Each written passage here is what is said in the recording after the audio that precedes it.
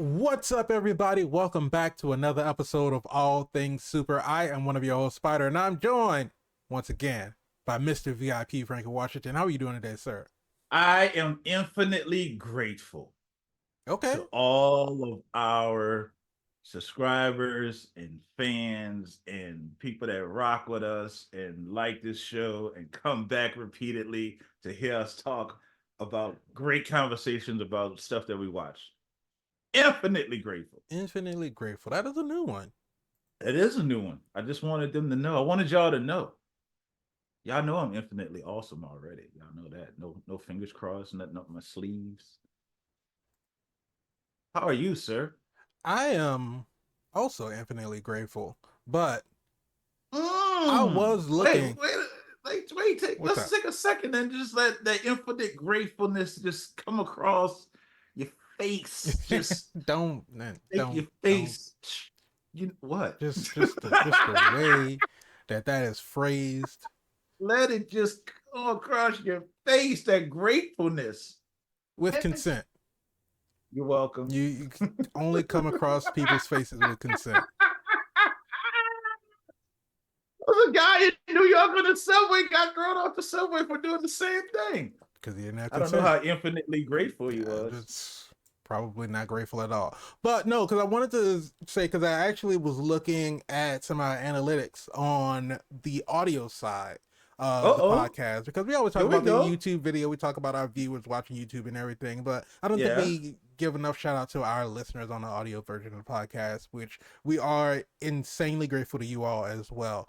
I, But I know I love him. I'm throwing a heart up right now. They can't see. But I was looking at some of the breakdown of where some of our listeners are located geographically, and we have a wide range of listeners all over the world, which was very surprising. Who's the top three? Top three are United States, of course, because we Of are course. located here in the United States. Somewhere in the internet. Yeah, right. But number two is UK. Hey, shout out UK. Most specifically England, Scotland, and Wales. Governor. Shout out, Governor. And in third place is Germany. Shout out, Germany. Shout out Germany.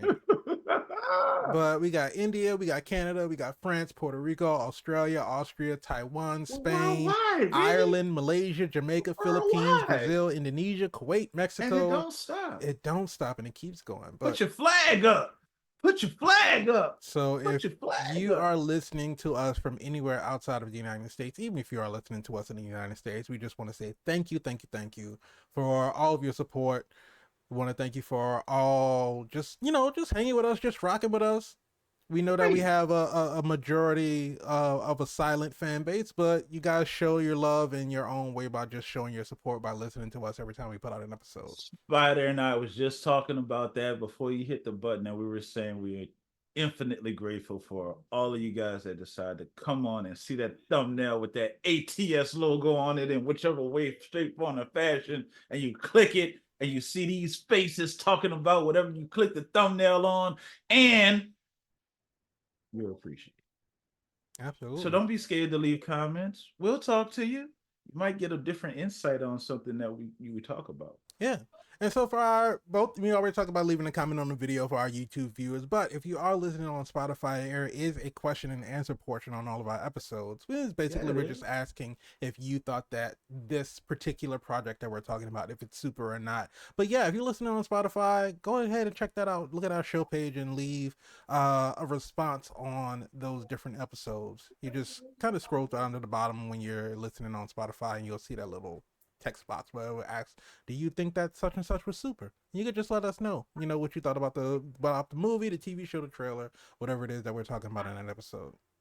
Spider, one of the cool things that we did for our fans to show appreciation, we allowed our fans to recommend a movie that we watch and review. And I remember we watched it and reviewed it. Yeah, We are not afraid to take on the challenge of watching your suggestions yeah. If and let it's you know if it's super if it's something or that's no. new and that's coming out that's kind of not necessarily on our radar, if it's something that's a cult classic that you enjoy, something that you grew up with, something that you just Uh-huh. hold near and dear to your heart, and you want us to watch it and give our take on it, we're more than happy to do that. Yeah, like the Toxic Avenger, right? Everybody loved the Toxic Avenger. God, that brought back so many memories. That was like whiplash. How far back What? that brought me. What? With the mop? With the Come mop. on, man. Oh man. In the God. tutu. Toxic Avenger. Jeez. Before the Avengers. Well, I don't know if I timeline mean, wise. before the Avengers Before the were on the MCU. screen, as far as Yeah. live action was concerned. But if you don't know and you're all new to this, of course, this is All Things Super, where every week we take a piece of superpowered movie, TV show, even trailers. We watch them, we react to them, we break them down, we review them, and we ask the question: is it super? Is it? Is it? Was it? It might have been. It could have been. But we'll find Possibly. out. Possibly.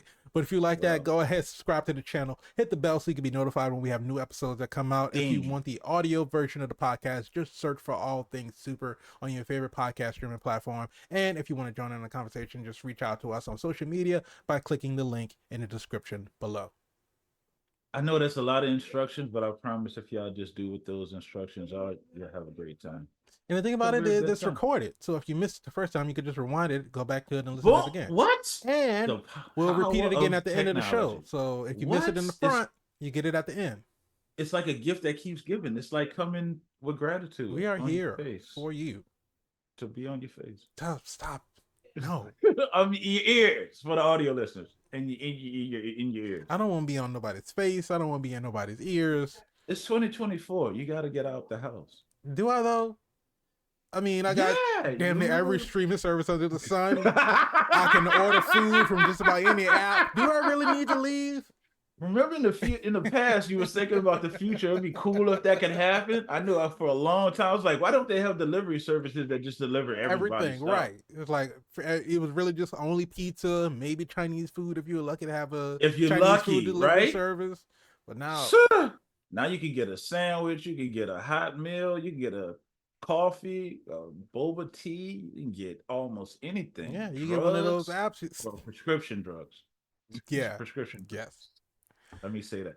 Oh no, you can get other drugs too if it's legal in your area, in your country, or your state. Yeah, that is. They got true. Delivery drugs. That is 100% true. The future is now. It is. The future is here and it is now. But what we are going to be discussing now is one of the newest releases from director Matthew Vaughn, who I have found that I really enjoy his work because I've seen just about everything that he's directed. But we're going to be talking about Argylle. What he directed? He's directed all of the Kingsman movies. So Kingsman, Secret Service, Kingsman and Golden Circle, The King's Man. He also directed X-Men First Class, which was probably one of the best iterations out of the entire X-Men franchise. Arguably. But he also directed. That's the one that he took all the storylines and tried to make it make sense, right? For the X-Men. For the most part, there still were some things in it that were just it didn't make the most sense, but that's a discussion for another day. He didn't go wrong with Kick-Ass. No, he absolutely did not go wrong with Kick-Ass. Don't know exactly why he didn't direct Kick-Ass 2, but that would have to be something that I have to look into to see why he didn't come back with a sequel. It had a lot to do with money. Probably, and it also probably had to do a lot with why that movie wasn't that great. Yeah, you can't take Nick Cage out the movie and expect it to do well. But there was Hit Girl. There was Hit Girl. Yes, that is true. But yeah, so he doesn't have really too many director's credits under his belt. The only other two that I haven't seen that he's done was Layer Cake starring Daniel Craig. And then another movie called Stardust in 2007. Which not familiar with any one of those. Is funny because I was looking up Stardust because I saw that I was looking at a breakdown of Argylle. Shout out to New Rock Stars, Eric Voss, I love your work. But so he was just kind of talking about the different actors that were starring in the movie. And of course, a lot of big names. A lot of big names. This is a very stacked cast. And we'll get into, what part they play in the whole movie in just a bit. But just some of the people that are in this movie have been in some of his previous movies. And Henry Cavill being one of them, he had a very small part in Stardust back in 2007, whose main antagonist, or not antagonist, but the protagonist of Stardust, Charlie Cox, Mr. Daredevil himself. Really? And this is back in 2007. Man, it's about to just dropping little knowledge right now. Because first of all, I didn't know, and now I don't. I didn't know, but now I know. But it's just, you think about all of the different, like, actors that Matthew Vaughn has worked with who have gone on to play parts in these current day superhero movies or just these current day blockbuster movies. Mm-hmm. Because he's directed a movie with Charlie Cox. He directed that movie with Henry Cavill. He directed Kick Ass with both Aaron Taylor Johnson and Evan Peters, who both went on to separately play Quicksilver in their own Quicksilver. movies. Yeah. And That's he crazy. They both played the same character. right, and of course he Like, you had. didn't do it right. Let me do it. No, you didn't do it right. But it kind of almost happened around the same time because X-Men Days of Future Past came out, what, 2014? And If you say then it did. Avengers Age of Ultron came out around the same time, I believe. Hold on, let me get some dates on that. Yeah, audience members was wondering why this Quicksilver is not that Quicksilver, and why does this Quicksilver scene looks like this Quicksilver scene, or doesn't look like this Quicksilver scene. When I think we all can agree the X Men Quicksilver scene was something to watch. Right. It was nice. So Days of Future Past released 2014, Mm, Age of Ultron 2015. there you go. Let you know right there. There's only one Quicksilver that we're going to acknowledge. Well, I mean, right as of right Wanda's now, we only Wanda's can brother. because the other one's dead. So Yeah, Wanda's brother. We saw which Quicksilver was left standing. yeah, he's The just old one turned to a little bit a faster. hunter or some kind. Yeah, He's craving just hopping blood. universes. No, no, no, Spider, no, because Michael Keaton hopped the universe, and we just need him to come back. I We mean, we just need do, him back but I in the mean, it's MCU. it's all connected now at some and It's at it is to it some degree. is I it? mean, that's what Do we Sony is need trying to? to do. Let's connect it to soft, so you have to amputate your own, Look, because some stuff's not making sense. Well, I won't say all that because I think in Argylle some things don't make sense. true, I'm not going to say if it's super or not right now. I'm actually waiting and refrain. But some things didn't make sense to me. but I mean the work that Matthew Vaughn has done, like I said, watching Kick Ass, watching a Kingsman franchise movie, and it goes Oh all the way yeah, back Kingsman to goes some hard. of the movies that he's been producing on, going back to the 90s of Lock, Stock, and Two Smoking Barrels, which is one of the first Ooh, movies that I saw Jason Statham star in. And of course, we talked about Jason Statham last week.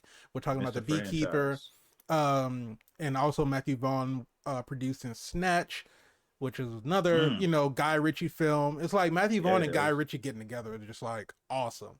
And there is a new Guy Ritchie movie coming out. I want to say no, it didn't. It didn't give a date. It was just coming soon. Um, the new Henry Cavill movie that's coming out with him being in the British, like the British. I don't want to call it the British Secret Service, but he's like a special, So it's kind of like a Kingsman redo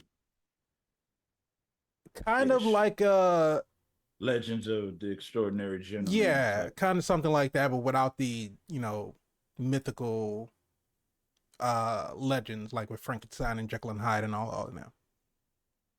I forget what the name of Oh, so it's that kind of movie like is. Witcher in a sense.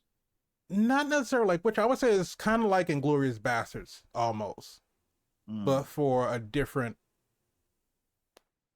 portion of World War II. But it's the Okay. Ministry of Ungentlemanly Warfare. That's the name of it. That's a title for you. That is Just a title. try to say it while chewing gum. I absolutely will not. Oh But yeah, but man. let's talk about Argyle. Let's talk about Argyle. So If we're gonna get into it, let's get we're gonna into get it. into it. So of course, Argyle just came out, so you already know what it is. We're gonna get all the way into it. So Yeah, go y'all know see we it. don't do spoiler warnings here. So if you don't want to know what happens in the movie, I suggest that you stop right now because we're gonna talk about it And in then its go watch it entirety. and then come back. Yeah, because you never know where this conversation go, and I don't think it's fair for the listeners that want to know what happened or want to hear how we feel about it to take that away from them because you didn't see the movie. And we don't know exactly who you are, so we can't say, hey, go see the movie. So we're saying go see the movie to everyone. Right. So you can So formulate your own opinion. You might disagree with ours. that is absolutely true. But I'll start it out with this because for the premise of this movie, we know it was about spy. It was Mm-hmm. in the spy genre. Of Mm-hmm. course, the trailers didn't go fully into what was going to happen, but we know that it was Mm-mm. about an author who's writing a book, and it just so happens that the things that she was writing about in her book was very closely Purely tied to coincidental. what was going on in some real world spy stuff. And so now this spy organization is coming after her because they think that she may be the key to what's going on in their organization. And so, of course, adventure ensues from there. But so I'll Ta-da. ask you this: as far as the twists in the movie, and I say twists plural because there are a lot of twists. Um, With the tweets. with the twists, The how did you M. feel Night Shyamalan twist. about the twist and the misdirection of everything that were going on between our characters? To answer your question, I think they should have stopped. There was not one twist that I was like, oh my goodness. Like Mm-hmm. every twist was like, oh, okay. Like for me, there was Yeah, no twist that dropped my jaw. I was like, I didn't see that coming. I had no idea that that could possibly be. Even when they show Bryan Cranston as the father, I was like, okay, yeah. And I mean, I kind it's of, because of the fact that we had not seen him up until that point, I was like, he has to be her dad.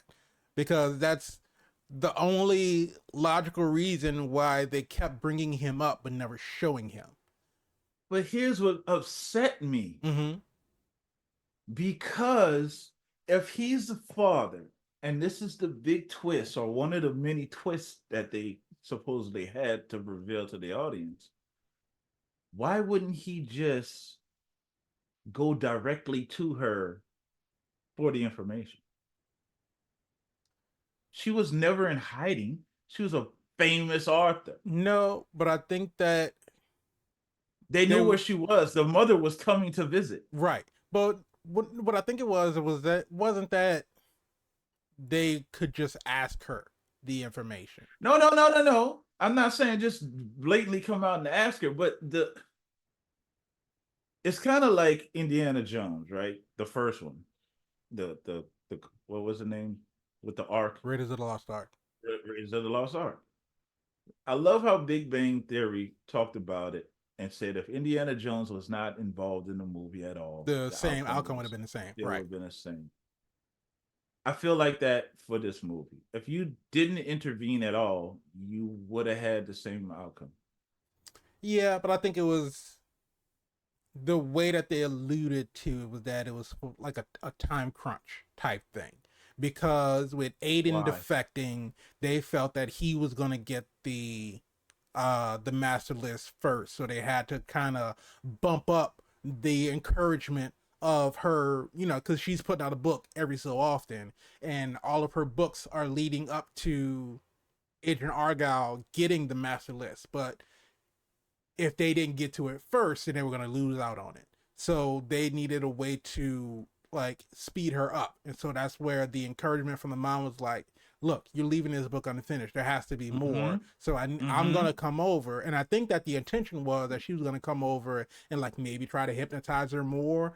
Oh, of Uh, course, nurturer. I mean, you had the little musical box, yeah, so it's a trigger of some sort to activate something. some type of Clearly, memory and it everything. clearly it activated the Winter Soldier program, but at the same time, I feel like as though if you're worrying about Sam Rockwell's character coming through and getting the list, hmm then just kill Sam Rockwell's character. Just kill him. You I, you clearly have no problem with killing I people. think that up You don't know what until Samuel L. Jackson's character is, right. so just kill Sam Rockwell's But character. I think that up until he showed up on a train, I don't think they knew where he was. And then after that, of course, they tried to kill him, but apparently they just weren't good enough. Here's what I don't like. I don't like when you build the tension in the movie for the villain and the hero to meet, and when they meet, it don't go down. It's Mm-hmm. just missed opportunity. You don't have this crescendo of building tension, and then when they meet, it's just dialogue. Like when I meet you, because again, you know who I am, you see me on video, you know what I'm doing. When I see you, two shots to the chest, one to the head. Tom Cruise styles. Tom Cruise, Jamie Foxx collateral. Dot dot dot. That's over. Now I can go do what I want to do, unrestricted.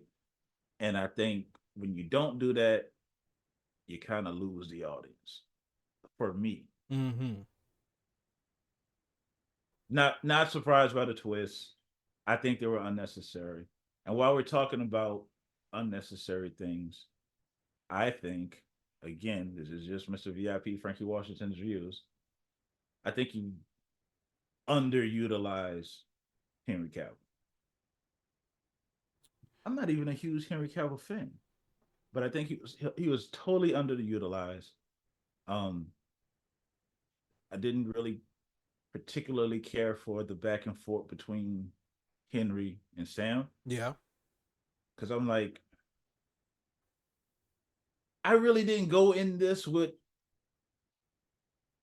the thoughts of that I was going to see Henry as much, Mm-hmm.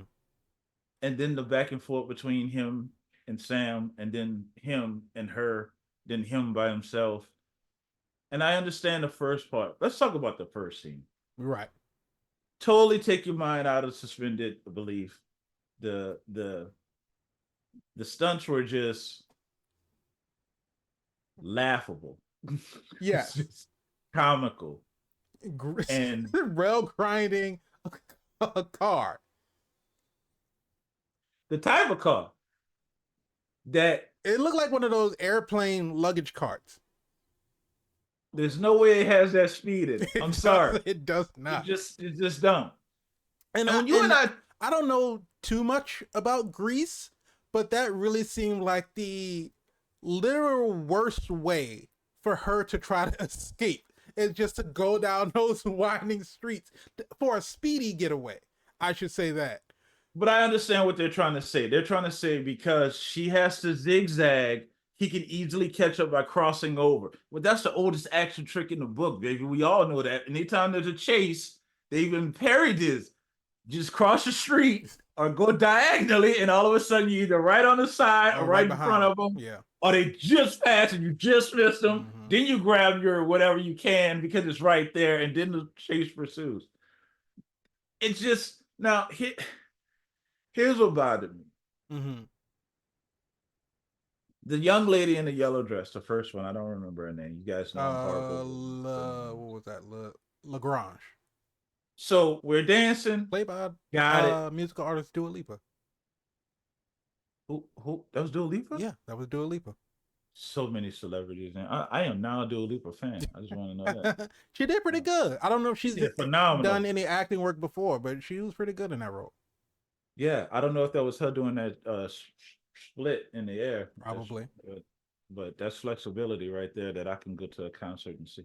The point of what I'm saying was we understand this. Okay, so now they're having a little moment, and she knows he's a spy. Right. Again, built up this tension Mm-hmm. because you are totally surrounded 360 degrees. Everybody has a gun on you.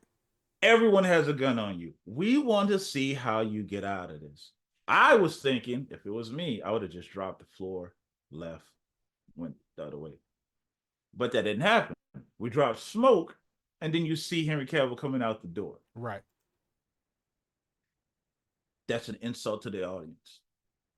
But you're making this up as a story, so we kind of have to digest it because we know it's not real. It's a part of the story.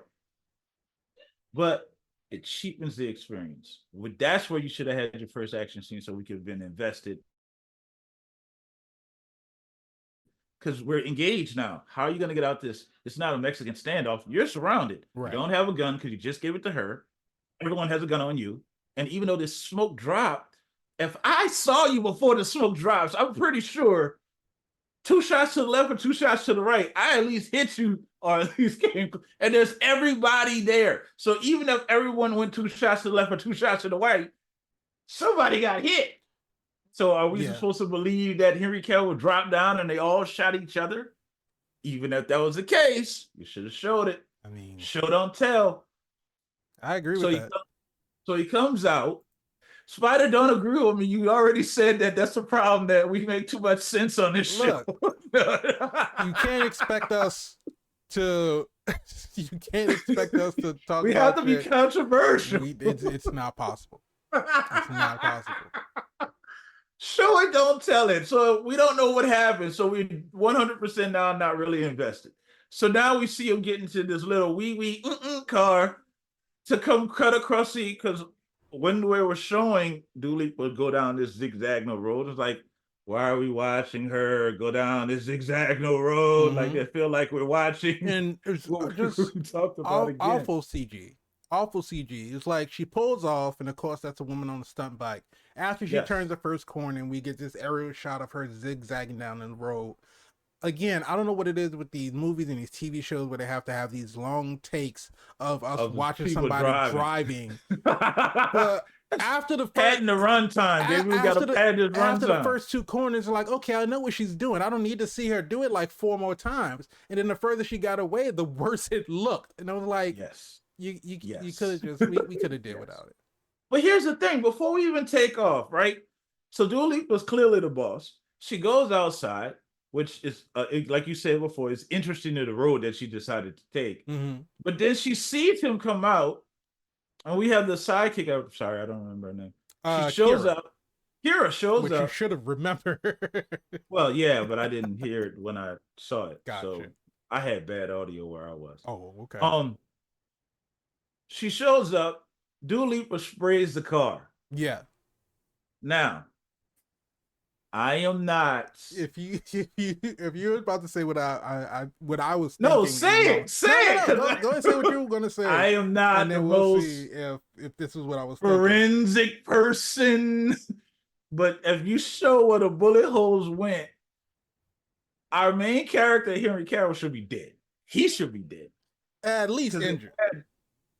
The bullet holes was at the door, and Kira was in a place that potentially she should have not got shot. She shouldn't have, unless it was like she didn't get down fast enough, and the bullet that hit her went through the windshield. That's the only thing I could think.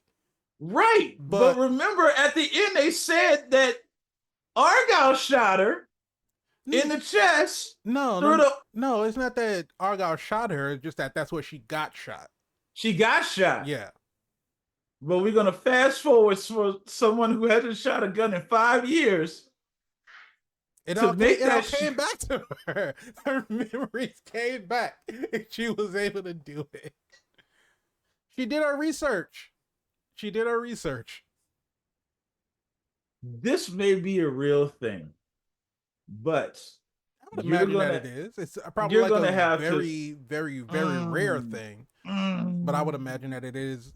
I won't say that it's real. I would say I would imagine that it's plausible. But like she also said, granted that you stop the bleeding. That's another issue I had. One tissue that's not even why you just shoved it in his bullet hole. You're good, my guy. I mean, you're good. Because the thing about it is, it was supposed to Kleenex. It was supposed to just be a clean shot through and through. So even if you stop the entry wound, you still have an exit wound in the back where he's bleeding out of. Oh my God. So, but no, my thing about it was just talking about, Argylle Legrand shooting at the vehicle. First of all, that was like a 2018 Jeep Cherokee. Right. And those Jeep doors are not very thick. And so for him to take cover behind the door, stop it. So let's say there's but even let's say with their spy organization, they up armored the Jeep. Of course, so the doors are bulletproof. Even still, Even though that there wasn't a car that they came with, it just so happened to be there. Well, no, Oh, Kira, you that was saying Kira's car. you're saying okay? You're Yeah, saying the rival? Okay, the yeah. rival spy organization could have bulletproofed the car. No, Okay, but I'm saying their organization themselves could have bulletproofed the car because they were a part yeah, of the division at that point. They right, hadn't defected yet. But even right. beyond all of that, a Jeep sits off of the ground, probably about like that much.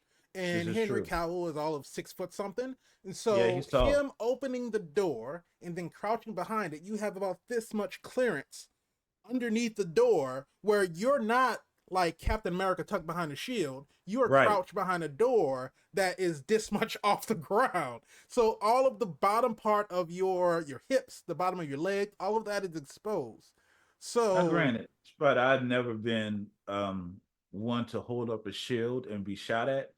But somehow, every movie that someone's holding up a shield and taking rapid gunfire, your whole goal as a shooter is to remain on that shield. that's why they got the And star in the middle because that's what you have to aim for. there's no diversion of any kind. You have to continue to shoot that exact same There spot. there was a vine years ago. Um, there was a guy who was basically, just doing a skit.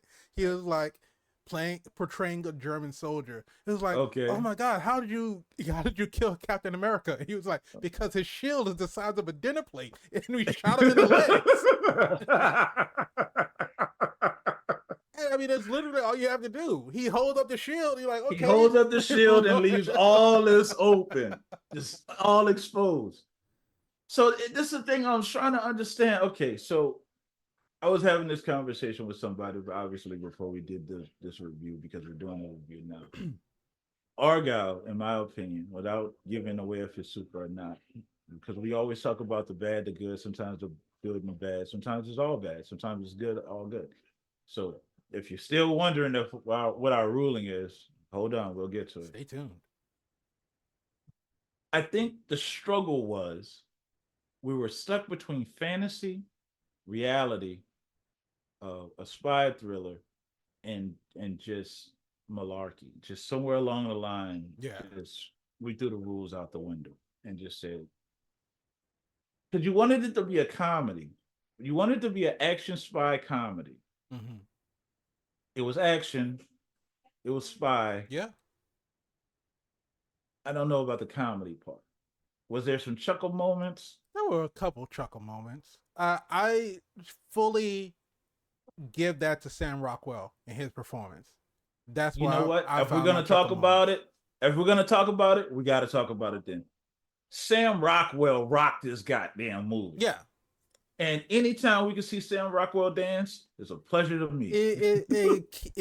I cannot see Sam Rockwell in a movie. I know that he's done some dramatic roles, and so I Yes. know that those movies may not, depending on what the character's story is, there may not be any type of dancing. But any of these action comedy type movies, if Sam Rockwell is in it, he's gonna dance, and if he's As gonna he dance, should. I'm gonna enjoy watching Sam Rockwell As he dance. should. There's And it just did not disappoint. And literally, when I saw him, because I never really paid too much close attention to the trailer, so I knew there was going to be some spy type character that was going to be right. coming into the show, but I didn't realize it was going to be Sam Rockwell. But as soon as I realized it was him, I would just, all right, I'm going to sit back and I'm just going to count down the minutes until I can see this man dance. And And again, they he did did not that. disappoint. And they did that. In fact, I wasn't even a fan of the dancing at the end, but Sam did it. And I was like, not gonna take away from this movie. This is Sam. Yes. I like the fact that it wasn't, how can I say this the PC correct way? I like that he wasn't incompetent. Mm-hmm. He was very knowledgeable, very aware of what's going on. Yeah. He had a delicate approach because you didn't realize it was a delicate approach to afterwards when you get. And this was confused me about the movie because they were very aware of the ridiculousness of some of their scenes. Oh, yeah, absolutely. And we But see then that they they went really back and leaned kind into it of, in the end. yeah, they went back and kind of verified or validated, the things that they were saying. Because, like, if you're saying that these are your parents, how would you not know them? Like it. Let me see if I can say this right. You knew these were your parents, but at the same time, they're not your parents. But Well, I they're mean, the that was only all parents that you knew. part of the But that's what brainwashing. I'm saying. That's what I'm saying. You had to go back and say, well, she was brainwashed Right. because they're not your parents. Right. So again, what I'm saying is they had some things you were questioning, but then they cleared them up later on. Mm-hmm. So, mm, mm, mm. So I'm not mad that they started to clean up the storyline at the end. It just felt like it was all over the place, just like all over the place. And then they brought it in. What's a standout scene for you? The standout scene for me, I think, was the fight scene, the hallway fight scene coming out of the armory, because that was very, Clearly one of the best ones. yeah, that was very Matthew Vaughn esque. Because you think back to Kingsman Secret Service at the very end when the chips are going off and all of the like the dignitaries, the rich people, and all this other kind of stuff, and their heads all exploding, and they're not just exploding in like blood and gore, but it's like they're popping off and it's fireworks and colored smoke and all this other kind of stuff, and just them, the choreography of them fighting and then using the smoke grenades to just kind of like not only obscure themselves but also to make artwork while they're performing this gun choreography.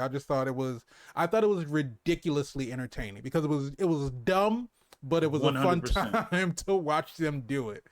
But what it gave me was, and I know we're real big superhero heads over here, but it gave me Harley Quinn Joker vibes.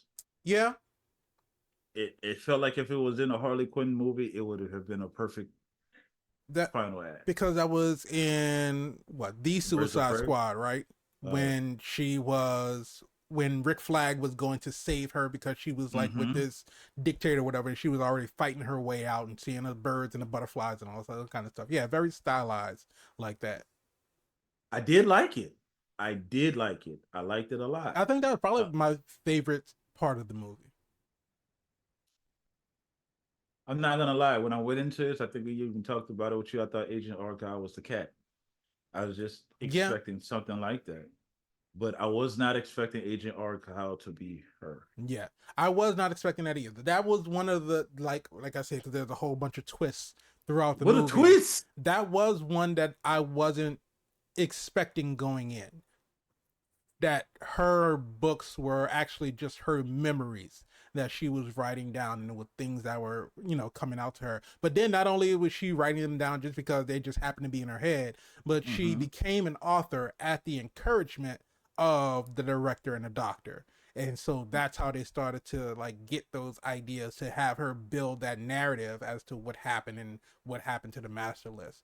So that was an unexpected twist, but sort of a welcome twist. I Because the way that they framed it when she was on the train and she's watching Aiden fight all of these operatives and stuff, and every time she blinks, it turns back into Argylle, and she blinks again and it turns back into him. She blinks, he's doing something, Argyle's doing something cool. She blinks again, and Aiden is like, like all out of breath and Yeah, shit, like realistic. Yeah, going through the fantasy and the realism.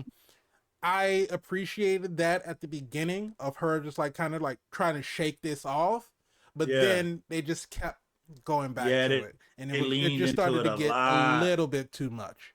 And then, like you Repetitive, said, when it redundant. became to not only just her looking at him and seeing Argyle, but then her looking in the mirror and seeing Argyle, and it's like, okay, so why is it you now? And then we find out, oh, because Argyle is actually her, Rachel Kyle, and Yeah, but going through that.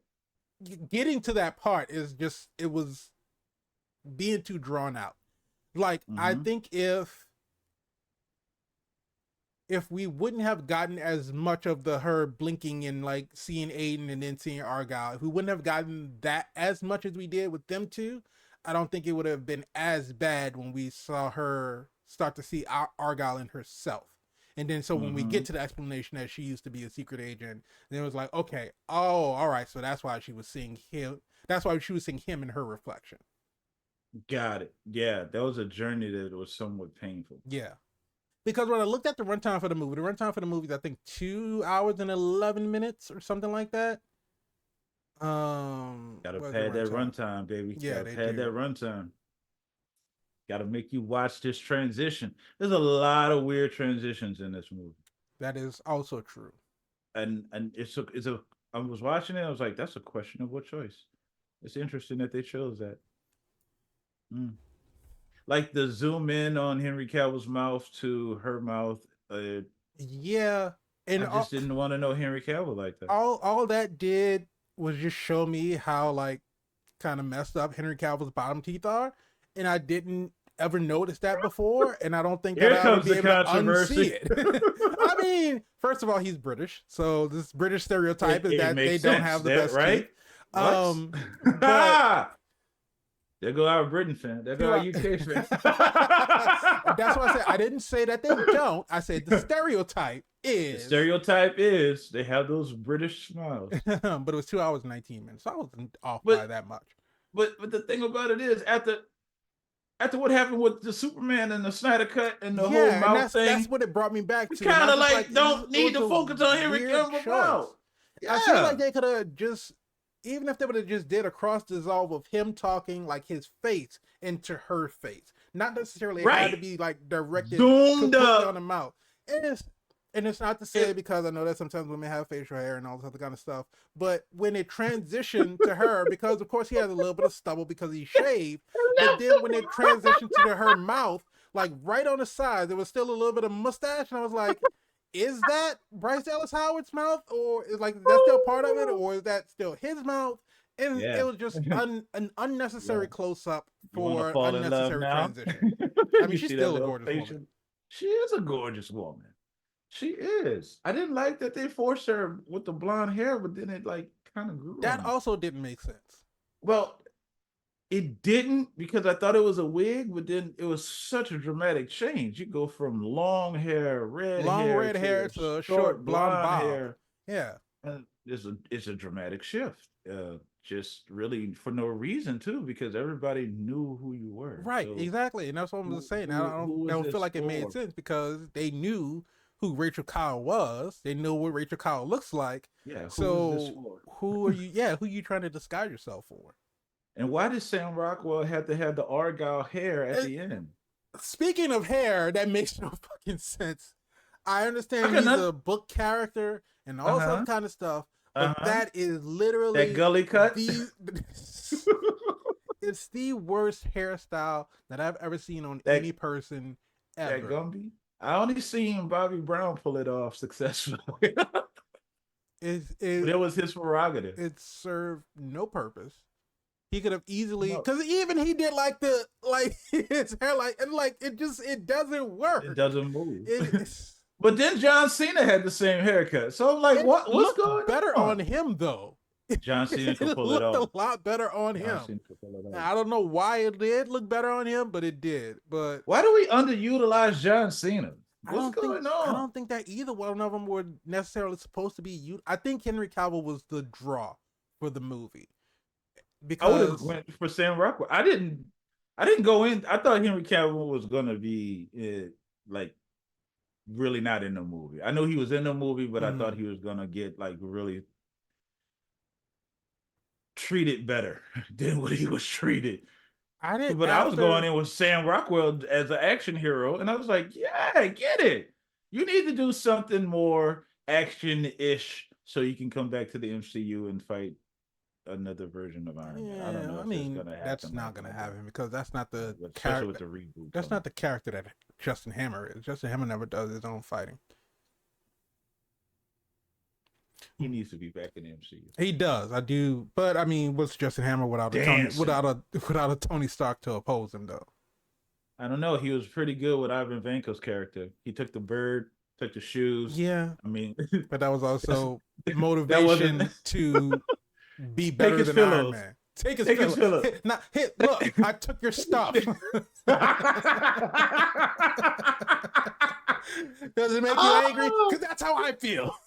Exactly. Those real raw emotions. And that's what you need. And that's what I'm saying. This movie fluctuated between fantasy, reality, and just Yeah. absurdity. But going into it, I didn't think that I was even going to get as much Henry Cavill as we did. Because I mean, I know it was a lot of just like cutting to him, like doing actiony stuff in between Yes. Sam Rockwell doing actiony stuff. But because I knew Yes. that he was the character in the book and not necessarily the real person, and I was Yes. like, okay, well, we'll get, whenever they're talking about the book, then Maybe a we'll get him. flashback or Yeah, some type we'll of like the way she was doing it in the first part when she was trying to type out the next chapter, and then we get him speaking and what she's typing, and then like kind of getting this. No, he wouldn't say that. This is wrong. What am I trying to say? That's the yeah. extent that I thought we were gonna get him. But Those all of transitions those, were weird too. I was more okay with those than I was with her blinking and we're getting the camera view from behind her eyes, like when she fell asleep and we get to see like her eyes closing. I'm like, that's a first person POV that we don't necessarily need. Let's talk about the redeeming qualities for this movie. I mean, all in all, even with because a lot of what we're talking about are these things that kind of overstayed their welcome, the things that were like really wacky and Yes. kind of zany. Yes. That was a very small percentage of the movie. Like the Yes. actual unveiling of everything that happened that led us up to this point, to where we got to where she lost her memory, to where she became an author, to who brainwashed her, to what the division is and what's really going on. I did like the way that the movie kind of kept me guessing, because even because of course we get this explanation that the vision is bad, they're going rogue, they're doing all of this, this bad stuff, so they need to be taken down. And once they got to their like first hotel spot or whatever, Mm-hmm. I it, no, it might not have been the first hotel spot. It was when they were at the statue, and Aiden saying like, "This is where I was supposed to meet." I forget what the hacker's name was. This is where I was supposed to meet him. He never showed, so we Mm-hmm. need to figure out where he was. And so they're getting into the satellite. And so while they're doing it, the division is doing it because they're picking up the technology from somebody recording her while she's in the park and doing the typing and all this other kind of stuff. So while they're racing to get to this location, I felt that was pretty suspenseful, right? And so Mm-hmm. then they get there, and then they find out that the team's coming up, and so they have to fight their way out. And the funny part about them hiding under the floorboards, and they only got found out because the cat meows, and then they get into that whole action scene, and they throw the grenade out. She finds it and then holds it, which way too long for Way that too grenade long. should have exploded. But But she throws but it it. was more like a stun It was like a flashbang. flash Yeah, grenade. it was like a Yeah. All right. flashbang. But I mean, it was Doesn't take away from the timing. no, it doesn't take away from the timing at all. But it was still like I guess it wasn't like a frag grenade. It was like a concussion grenade, because when Yeah. it exploded, it threw Aiden back to where his back was all jacked up because he flipped the guy over, and then once he got it like thrown back in the explosion, he was like, "Oh, okay." It kind of feels a little bit Right. better, but Huh. all of that, and then him dropping the cat off the side of the building, Right. and them jumping off. And so once they got done with that and they got to their first little hotel spot, and he's like looking through the cipher book and all this other kind of stuff, part of me was like, I don't trust him, because I'm going, back into my Mm, knowledge of spy tropes and spy interesting. movies, because I know that there's always going to be these different twists. Double cross. So Right. yeah, so I'm Or feeling triple like cross. he's working for the division, but like a double agent type thing, to where Yeah. they're Sound like going after Argylle. him. Yeah, kind of like, so they're going after him, but he's actually working for them, and so it's all a show to try to like force her to like kind of get on with it so they can figure out where to go with it. And so when he's in the shower and he's talking to, when we don't know that he's talking to Samuel L. Jackson's character, um Argy. Algae. I, Argy. I forget his name. It's the algae. It's It's something with an something. A. Yeah, it's something with an It's the cat's name, A. but nicknaming Yeah, Alfie. That's what it is. Alfie. Alfie. Um, but so we don't know that he's Sorry. talking to Alfie yet, but he's talking to Alfie, and he's like, "I want to put a bullet in Rachel Cow." No, I want to put a bullet in Ellie Conway's head, and Yeah. so And again, the twist. So I'm like, see, With the twist. I didn't trust him. With Like the I yeah, knew. they played with it, yeah. And so, then she goes running to her parents and all this other kind of stuff. And again, we get another twist that it's Which not really her would make parents. sense, yeah. I mean, who else you gonna call? Right.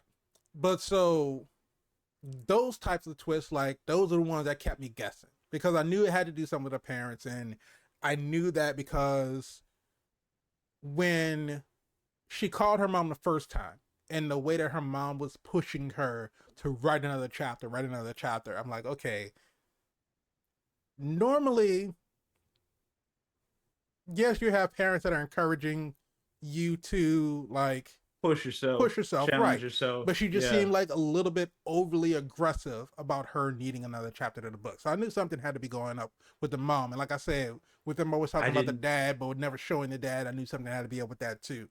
But going I didn't. into going to the keeper of secrets and Mm-hmm. her like her Rachel Kyle self coming back to her when she needed it, like at the ninth hour, when she really needed to like revert back to herself, and she remembers everything, and then turns out that of course she sees something when she's looking at the master list, but we don't get to find out what she sees yet. And then she gets back to the No. division, and then we find out, oh, she was actually working for the division.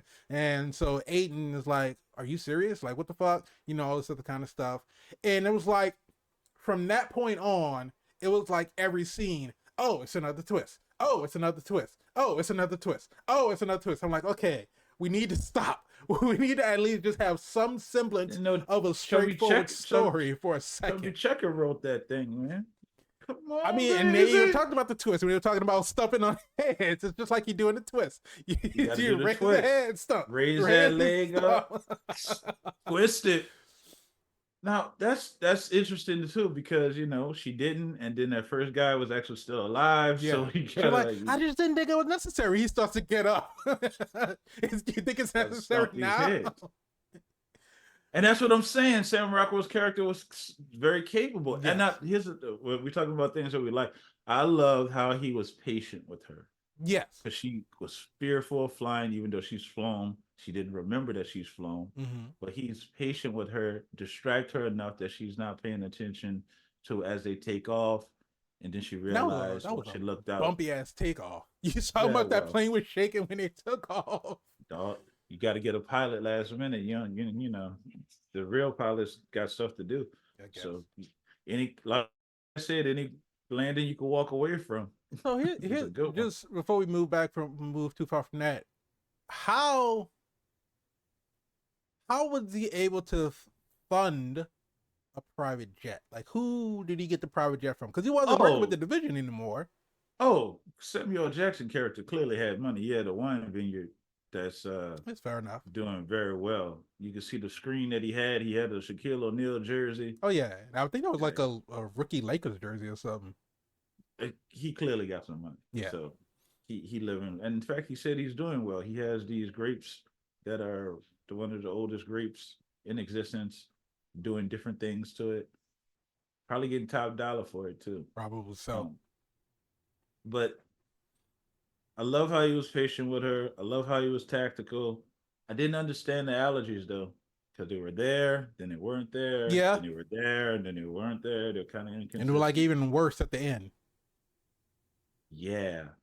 So if we would have showed him taking some type of allergy Even if he just medication had of like a some little, like sort, some little nasal spray or something that he would spray up his and nose every now and then. I'll do coke. Just do coke. Don't do coke. No, don't do If coke. you're an agent and sometimes you're getting shot at. Nope. Harley Quinn did coke. She survived. But she's also Well, not she didn't government do agent. coke. She just got exposed to coke. She probably has a habit now. The only reason Um, I'm bringing up Harley Quinn is because of the smoky scene at the end. but while and this is nothing against Sam Rockwell. Sam Rockwell did a phenomenal job in this movie. But I couldn't help but Don't do coke. compare him to Ethan Hunt. Like he was a Oh wish. yeah. He was like a wish version of Ethan Hunt. Like even the Oh way he yeah. even the way he dressed was very reminiscent of Ethan Hunt. So I don't know if that was intentional, like because this is like a parody of a spy thriller. It's like a spy Yeah. movie parodying a spy movie while still being a spy movie. It was all over the place. Yeah, Like even the final scene when you're showing the trailer, you would think that's Dua Lipa that's doing the smoking scene either with Argylle or Sam Rockwell right, because of the blonde hair and because of everything. blonde hair and the dress. Yeah. So was that a twist for the audience? What's I going on with that? probably so because I think that watching the trailer you see that you're not supposed to, because why would we even think that that would be Ellie in a Correct. gas mask and tactical Correct. gear with smoke grenades and all this other kind of stuff? Correct. So Did maybe that maybe hurt that was. the movie? I don't think it did. No, at least for me it didn't. Did it help the movie? I don't think Did it it helped the have movie no either. impact at I all? don't. Yeah, I agree. I don't think that it had any impact. I think it was just a fun series of events. But see, that's the thing that I'm asking you, Spider. Have we got to a point now that directors and executive producers and studio heads are now into the point of we don't want to give the whole movie away in the trailer? So we're doing things that may narratively not make sense outside of context that we could put in the trailer to misrepresent or mislead or just throw you off the trail of what's going on. Because again, they explained everything in the movie. Yeah. They did explain it. Memory loss, the parents, you're a spy, that was a double agent spy, that's a triple agent spy. You're married to this guy, he wasn't gonna let you die, but he failed. He's trying to So I don't here's think a they were married. I think they were they weren't married. together. No, but I don't think they were Again, married. my audio was off, so I thought he said that they were married before he kissed her or tried to kiss her. No, because he never really said that he loved her until the end of the movie. I don't think. Mm, mm. Do we have to do that at this point in time? Do we have to make trailers with misleading trailers I as a think studio? I think that the act of creating a misleading trailer is something that they'll probably start doing for a lot of these spoiler heavy type movies, because you can have a movie and the movie is just straightforward, so you just show a trailer that just kind of tells parts of the story. But when you Mm-hmm. have movies like this that is dependent on you not knowing everything that's going to go Not on knowing in the the movie, twist. I don't think that we're getting into a trend of them creating scenes within the movie to deliberately throw off the trailer viewing audience, because I think what they could do is just do what they did like with Infinity War and just throw in, you know, a scene that's just not in the movie, so you don't really give anything away in that front. But like we said, The as the far as mind the control with the ballerina was a twist yeah, because she just came out here with it, and then they showed you the flashback. Well, this ballerina figurine was there the whole time. Remember, she was in the hospital and she brought it out. So it's like yeah, that did happen, but and we didn't so know we this didn't extent. we didn't know it was going to turn into a fucking sleeper agent, where she was just going to fucking turn on Aiden and try to exterminate him, because we saw it when she first started like telling her about the skating accident, because that's what it was a ice skater. Yeah, And so when she talked about the skating accident, that gave her like reasoning. She brought out the music box, she brought out the skating trophies and all this other kind of stuff. And one of the things that they showed when like her memories were either coming back or she was being brainwashed was the this accident was that she was just on a pond and she went to jump and she just fell through the whole damn thing. I was like, I don't really know if that's something that would make you lose your memory, because normally memory loss comes tied with head trauma, which yeah. when she But was see, in the explosions, which so I that thought made that's more where the sense. memory loss came from. I thought when she had to jump out from actually No, hitting the hacker. that's where it actually came from. But the story that they told her was that she Yeah, lost her memory in an ice skating accident, yeah. which is I can't see how she would have. I don't know. I don't Maybe see how she would she believe that. had hypothermia, pneumonia, or something, and that attributed to amnesia. I don't know if that's medically possible just by falling through ice, but In this world, in in the this Argyle in this in the world, Argyle anything's universe, possible. in Vaughn's world. But But no, I mean, just like I said, the fight scenes, I thought, other than her blinking and like switching between Argyle and Aiden, the fight scenes in themselves, while we were watching Sam Rockwell's character, because I know he still has a stunt double in a lot of that. Yeah, But watching him fight in those scenes, I thought were very well done. I like the when they get into the hacker's apartment and they have the hallway fight scene where we see um Ellie like trying to talk herself up, just stepping on this guy's head, and there's like 12 guys in the hallway, and she's trying to deal with this one.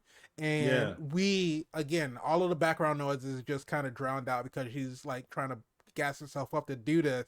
And then we look up again, and Aiden's already done. It took them all yeah, out. But then, like you said, with him being so charismatic, he's like, Ellie, come on, I held up my end of the yeah. I did my bargain. part. Yeah, What happened with you?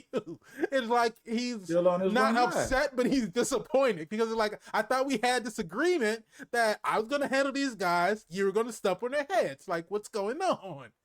And so it's like that he lended so much humor into the character that he played, but like you said, at the same time still being very patient with her, because we find out at the end of how much that he cared about her, how much he was in love with her, and what Right. their relationship was. And we see that, Argyle was based off of her and Wyatt was based off of him. And he's pleased that she thought of him as a John Cena, type character. Nice, And it right? just it goes into the perception of how you view people in your mind and like how much they mean to you. Like, you may not be Mm-hmm. a person who looks physically strong, but you are physically strong and you are like this character, because the character of Wyatt in the book is like Argyle's like his right hand man, Right his hand number man. two, Yeah. his guy in a chair, somebody that sticks with him through thick and thin. And that's how Pull a grown dude leap off a motorcycle. just yeah, One hand. hold it Come on. up. But and the thing Where you about it think is you was going? the outfit that she was wearing absolutely did not allow for him to hold her up like that. There's no reason, because she had on like a mini skirt. So him holding her up like that, like I think she all had of a that, dress, like a whole dress on. was it a full dress? Yeah, I think it was a full gown. No, it couldn't have been a full gown, because there's no way she would have got a full gown over a motorcycle like that. It had to be a mini skirt, like same mini skirt that she was wearing when they were dancing. So for Mm. him to hold her up like that, like everything that was down here would have been hiked up. She would have just been Mm. bare ass out in the streets. In my version of the movie, yeah. The director's cut. But John Cena mad about his coffee getting cold. I don't blame him. That coffee did look It delicious. did. But Not delicious after they put those earpieces in it, though. no, absolutely not. But yeah, but just him, his entire character, I think, is what made the movie enjoyable for me. Not not Rockwell or Cena? Rockwell, because you only Okay. got seen in like maybe 2.5 scenes. Not even that. But no, Rockwell was definitely the shining star of this film. Even though I know it's supposed to be Bryce Dallas Howard, and she did an amazing job too. She played her part very well. I saw she did one of those. I think it was Vanity Fair, where they like sit in a room and they have the little board and they pull off like their Google searches of what people are asking about them. And so one of the questions was, can Bryce Dallas Howard cry on command? And it took her all of like 30 to 40 seconds. And she's sitting there and she's looking at the camera and she's explaining exactly what she's doing. And while she's talking, you can see her eyes start to redden and they start to well up, and then her voice starts to crack. And she's literally saying, I'm not upset. There's nothing wrong. But you can hear in my voice that it sounds like I'm upset. And then her eyes start to what I was like, it was Amazing. mesmerizing but fucking Talented. horrifying at the same time, to watch somebody like literally just sit there and look you in the eyes, because she was staring down the camera, Yeah. and like explain her process to make herself cry, and then This to is see why it happen was this is insane. why it's hard for actors and actresses to be in relationships, because their spouse and their partners don't know if they're acting or not. Can't believe them. They're masters at Horrible. pretending. It's horrible. I will say this though. I will say this. The movie. I won't say it. I won't say it. Okay. You're right. You're on the right show. I'm saying it.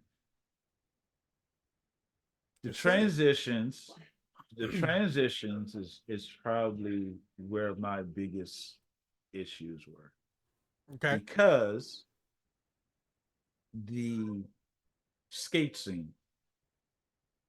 I'm not mad about the action fight scene. It gave me instant, and then maybe because we talked about the transporter beforehand, it gave me Transporter 2. Yep. instant transporter feels, obviously, because they had the oil on the ground. Jason Statham all covered himself because clearly he was going to do a hand to hand, and he didn't want anybody to grab him. I don't know why they tried to grab him. One of the worst mistakes that they ever made. We told y'all last episode, leave Jason Statham alone. Isn't that the But same like action scene where he like stuck his hand through a melon to like fight the big dude? did he? I think so in Transporter 2. Possibly. I think I remember I him don't remember that. like punching a melon and make like a melon boxing glove so he could fight this big dude. It's creative. And then he One dropped of the the boat things on him. one of the things that they did do to establish credibility in the scene was he broke off some bike pedals because they had the little teeth in the bike pedals, which gave him traction. Right. He also kicked somebody in the face with them. So I quit. Just let you know, you kicked me in the face with a metal bike fell out the bottom of your shoe. I done called off for the rest of the year. You can't even get me to come to the Christmas party. Don't even invite me. But this situation, we took 2 knives. Yeah. Broke the and blades off. Put them on our stumped on bottom of put them on the bottom of our boots. Absolutely not the way that would not the way that would work. That oil would have to be so viscous to where it created so much surface tension between the blades of the knives and the concrete under it for her to skate. There's no And that's what I'm saying. We're juggling between fantasy, spy, reality, and comedy. It's like, I just need you to pick a lane or even a few lanes to kind of stick to it. You know what? Watching that scene, that wasn't even my complaint with that scene. My complaint with the scene was that she's in this ball gown type dress, which I thought she was gonna like rip some of it off once she like got, or even not even that. I thought she was gonna like change out of it while they were in the armory and like put on some tactical gear or tactical clothing, which all she really did was put on boots because she took her heels off so she could run. Women can get it done. That's what I felt like they were trying to do.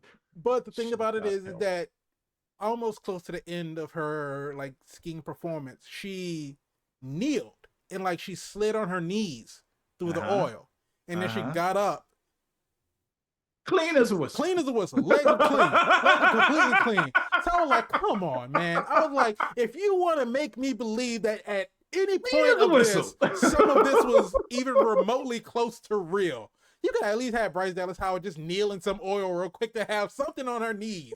Somebody in continuity is fired. It's just clean as a whistle. I was like, I understand it's fantasy. But see, that's what you are we in the story? Is this reality? Right. Is this really happening? Because we even saw like when they were doing like their dancing and like they were listening to the music and they were being all beautiful and choreographical with it. When we saw Bryan Cranston, a director, looking at it on the camera, they were just spinning in circles, and that was it. There was nothing beautiful about it. They were just spinning in circles. So it was like, okay, well, we can see what the difference is between how they're perceiving it and what's actually happening. So we didn't get any kind of what a twist. What a twist. So you thought they were in love? No, that's just regular smoke. Right. And when I turn the vents on, I could just go ahead and clear that out. Yeah. But no, that was my biggest gripe about that. I was like, don't understand. Why is she so clean right now? I don't understand. Well, maybe that didn't happen. Maybe it didn't. I mean, but she had to do something for all of them to die. And then the thing about it because when the smoke comes out, people die. So they had to die some kind of way. They doing that smoke inhalation. They just inhaled too much smoke and they died. I mean, they may not have been firing guns as artistically as they perceived themselves to be, but they were still firing guns. I don't understand the 5 years. I think when they wrote that, I think they were trying to establish a time frame, but I think it was too long. I don't understand the 5 years, and I don't understand. Um, Yeah, because if, like I said at the top of the show, if the reasoning behind them kind of escalating and because the guy, what was it, Carlos was pretending to be mm-hmm, a fan of the book at the mm-hmm. reading and everything, and so that's when everything kind of started kicking off. And if it was because they were getting desperate to find the master list, like you said, 5 years is a long time That's for a her long to time. draw out these books, and you're sitting there and you're just, I guess, hoping that with each book you're gonna get the answer to what your question is. I feel like after book one, they were like, okay, well, she didn't write about it. We need to hurry this up so we can Figure figure out something what's else going on. out. Not wait Go to 5 years about therapy. it. Clearly, you have agents upon agents upon agents. You telling me you can't have one be a therapist? Like if you're the parents, we think you need to go to therapy since your accident. Um, Clearly, she had anxiety. Clearly, She she was had dealing with anxiety. anxiety, like She said as serious. much. She said as much. But I don't you, know. what kind of spy organization are you? You have no type of tactical intel of acquiring intelligence. I don't know. You're just waiting for her to write it in this book. Yeah. But you're waiting for the masterpiece, and Sam Rockwell's character is founder, but she was never lost to you. You knew exactly who she was and where she was. And I guess the thing about it is that how long had it been since Aiden defected? Because if he had been still with them for that Mystery 5 years, question. so if he had still been with them for that 5 years, that can kind of put a little bit more ease on it where they don't have to rush as much. But then once he defected, it's like, okay, well, now we have to get it before him. But I don't know. Because I mean, it was clearly because there was some time, because after Ellie disappeared, well, after Rachel disappeared, then Aiden went to Alfie, and Alfie tried to Yes. blow the whistle on the division, Yes. and they got him And booted out that's of why the they gotta CIA. kick them out. Yeah. Yes. So I guess after they booted him out, they were like, okay, well, we're good now. So I don't know. Like you said, The it's 5 years was a weird question. time It was a jump. weird Yeah. choice. But I guess because for the movie to work, you had to make her be a well-established enough author, and that's not something you can do after just one book. I don't know. I'm with you. I agree with you 100%. I don't know. I just 5 like years it is to weird. make sense. I don't know. It's something about like 5 years. Something about 5 years. Some like directors think that that's a good frame of time for enough stuff to happen. Work for Endgame. Apparently, because we But could have jumped back in Endgame any point after the blip, but it just happened to be 5 years later. was another missed opportunity because we don't know what happened within those 5 years. But that's We not don't. this movie. This movie just again they clean it up at the end, but at Yeah. the end you really had to ride that ride all the way to the end to get these payoffs. And I don't think there was enough meat and potatoes to keep you engaged in the process to the end. Yeah. My biggest thing was, oh, go ahead. No, I was just about to say after, it's really like after the smoke hallway shootout scene. Cleared, no pun After intended. after after that was done, and I felt like the oil ice skating scene drew on a little bit too long as well. But I Yes. feel like after those kind of like big action scenes were done, because it was like the smoke shootout scene was also a little bit long, but I felt like it was Yes. stylized enough to Yes. where it was like, okay, well, this is innovative, this is different, this is kind of fun. But then, like, And Sam almost Rockwell was dancing. So Sam Rockwell yeah. was dancing. He got to do the what they call it, the whirly bird. So he was sitting on her and spinning around because that was her favorite. That was her go-to move and everything. Yeah, it was too much of that though. But like almost immediately after that, we get the ice skating scene in the oil, and so after like the first few people that she like cut down, and then all of a sudden the oil doesn't matter anymore. We can start shooting guns, Yeah, and nobody because explode like Bryan Cranston was because he like, turned screw the oil that, off. screw that, shoot, But shoot them, let them all die. and so that drew on a little bit too long. But cause I felt like it was one big action set piece right after a really big action set piece that didn't really have a lot of space in between. So I felt like the oil ice skating scene could have been a bit shorter. But I feel like after that, and then them getting up to, oh well, we can't do it down here from the server room because we don't have Bryan Cranston's retinal scan. And Right. then he comes down With the and dialogue with the saying, dialogue like, oh well, now you're done for, I'm just gonna kill you now. And of course monologuing like all villains do. So instead of just yeah, shooting him with a shotgun, he didn't have to announce himself. He could have just at shot them both in all, the back. right in the back, But and of not course, have a cat yeah, gouge his attack his eyes face, out. And so Cats which gouge his is eyes out. That's fucked up. Now they got to go to the satellite on the top of the deck, and then for the doctor to come out and then brainwash her, turn her, like activate her sleeper agent's abilities. Then after at that point I was like, all right, this is going on it too is going long. on too far. This is Yeah, too much. It's like I understand, it's talking about the spy stuff. There's all the twists and everything, but now it's like you're just throwing stuff at us just to for the sake of throwing stuff at us.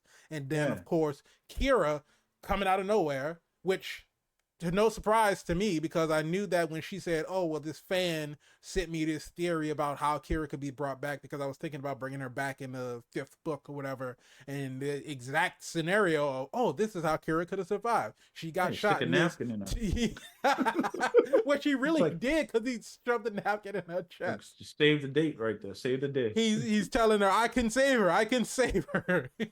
Just I hope that napkin was shove clean because if they had mucus on it, that's an something. infection. That is. But and she shows up out of nowhere. Still gets really nothing to do. No, the if you never put her back in the movie, in fact, you lowered the stakes or took away the suspense or made it less entertaining because there was no sense of stakes or collateral or nothing. You shot the mom lived. You Mm-hmm. know, you shot Kira lived. Right. Argyle's not real, so Henry Cavill was in and out, but then he leaves. He's like, no, the power's in you the whole time. Yeah. So, and then John Cena's there. Like, we don't know how to feel. We don't know what's going on. And you lost your audience. I think you lost your audience. Well, for me at least, it didn't lose me per se. I I feel just like she's still holding her leg up, cocked to the side, that about to part, crush yeah, Sam Rockwell's face. and She that held that part, pose for she like held that 2 hours. pause, yeah, and that's exactly like that whole boat part of it. That was just like just too over the top because it was too excessive, and the whole dramatic pause, like you said, because he's trying to appeal to her, and clearly she doesn't hear any of it because she's in a No, hypnotic trance, and so he gives up the fight. Even Sam gives up. Like, I'm Yeah, not he's even like, no, so I'm not gonna Captain do this America. I'm anymore, not and even gonna then fight you. just punch the shit out of him too. But even after all that, like you said, she went through the whole process of going back to her memories, twist, leg up, and then like you said, held it for like 50 years, and enough Yeah, for at least 20 days. Kira to come out and knock the doctor out and break Hey, the music box, and then it snaps her out of it. yeah, Kira's like, whew, I still got time. Right. Kira had to run from all the way on the other side of the oil tanker. Like, oh, like looking up. Oh, she still got a foot up. Okay, Oh, she still got a foot up. I can make it. I can do it. Oh, she still got it up. Hold on, I'm just finding a fire extinguisher or something to hit her with. But yeah, Sweater. yes. There's a lot. There's It a is lot going on. So I gotta ask the question. Before Okay. we get into Before that, we get there to the magical, is okay. a mid-credit scene. First of all, even before the mid-credit scene, we get Ellie reading because Ellie goes back to being Ellie. Yeah, why not? She's a successful author. Yeah. She don't have to be a spy. And so she's reading her final book. Uh-huh. And putting a rap on Argylle. Putting a rap on Argylle. Mm-hmm. And so we get, the question and answer portion. They're like, oh, what do you think has happened to all your characters? And so she goes through all of them and talks about everything that everybody's done. And I guess Kira's fine because they really don't know what Kira look like per se. Yeah, But that's the only character that she didn't change the appearance for in the book. So Kira is still Kira, but she's of just course. cool, just hanging out there. But so we get this redneck fucking Henry Cavill walking up in a tight ass t-shirt And a and a mullet. mullet. He's like, "Well, I don't have a question for you, but I think you might have some questions for me." I'm like, what is who is he supposed to be? He's Henry Cavill. He's Henry Cavill. That's who he is. He does cameos at ends of movies. Unfortunately, the movies that he do cameos in don't stand out like that. They No, just I'm just wondering who that character was supposed to be and what was his purpose. tight But shirt country bumpkin. tight shirt country bumpkin who really would not. I would not assume that they were the Argyle reading type. Oh, come on, Spider. Don't judge a book by its cover. I mean, I understand that people love spy novels, but he just didn't seem the spy novelish type. Maybe he was undercover. Maybe he was a spy Maybe. But in a tight even shirt. after all of that, we got a mid-credit scene to where we get the Kingsman pub, which Mm-hmm. in all of the Kingsman movies, the Kingsman has never been a pub. It's always been a tailor shop, Tailor shop. a Yeah. suit shop. Yeah. So weird to see that we were at the Manners Kingsman. make it the man. Yeah, manners make it man. But it's weird to see that we see the Kingsman pub, but we see a young kid go in and he asks for like a cosmopolitan or something like that. And the guy's like, "What do you think, this is a nightclub or something like that?" And he's like, "Hold the vodka, hold the Cointreau, hold the juice, just a twist." So the guy Get it? brings out a box. What a twist. It really, that's what it was. And so he opens up the box and there's a gun and a suppressor. He's like, "That is a twist." He's like, "You must be in some real trouble if they sent you to me. What's your name?" And what did he say his name? I knew he said his name was Argylle, but I forgot what his first name was. Um, but yeah, so he's Argylle. He's the real Argylle. And so this was 20 years prior. So Did I'm that mean Ellie was not Oreo? Aubrey. Well, she was Kyle, and so she based her book off of a rhyme of her name, and Mm. so, but there was an actual Agent Argyle. Argyle, Mm. Aubrey Argyle, That but wasn't the cat. no, the cat was Alfie. The cat was I know. named I was just after saying the for me, CIA director. I thought for whatever Oh, twist. right. You thought Argyle was going to be the cat That because was the twist I thought it was. the cat is featured very prominently on the promo footage, For no reason and whatsoever. the cat. I started kind of get annoyed by the cat. I was kind of with Sam Rockwell was like, "Fuck the cat." It's like we Yes, need you to wanted go. to go back up for the cat, He's and like, then like "You can go up there, assassins go get your coming. cat, and let them I'm kill gonna all leave of you. you, or you can Yeah. come with me so we can get out of here." And then Just making no mistake about it. I'm So- going to leave you. and Yeah, it was- facts. but yeah, so I'm not exactly sure where that mid-credit scene is leading, but I do know that there are Spin-off two franchise Kingsmen. sequel. Well, there's not only is there going to be supposed to be a sequel to the movie, but there are also Kingsman sequels that are coming out as well. Yeah, if you're not thinking franchise, you're thinking small. Well, I mean, Kingsman was already a franchise, but now Argyle is becoming a franchise, which I mean, Argyle is already a series of books. So, it's with all of these books, these book franchises now being adapted into movies, they're thinking of, creating a entire movie franchise with the books. So, because I think they said that the next one is supposed to be Argyle Book One, the movie, or Argyle the movie Book One, or something like that, whatever the name is supposed to be. Interesting. But no idea how that's going to be portrayed, if that's going to be a Henry Cavill movie where he's going to actually play Agent Argyle, and whatever happens in book one, in the actual book, that's the movie's going to be based off of that, or if it's going to be some adaptation of this movie talking about book one into a movie. Like she's now as Ellie Conway making a movie and has to deal with spy shit while she's trying to adapt her book into a movie. Cut to check the spider. I'm just saying, I feel like if you already have this movie Argylle being about the author is a spy writing a spy novel, I feel like the sequel to that is naturally the author is now adapting their book into a movie while being a spy for the movie. I don't know. I don't know how to. No, it makes sense to me. It makes sense to me. But the question I have to ask you is Argylle this movie super? Is Argylle super? Yeah. Drums, please. There are times where we watch these movies and we enjoy them, despite the different faults, despite the different, things that we kind of nitpick about. And despite the enjoyment, they're not necessarily super. And I think that this movie kind of falls in that category. I enjoyed it.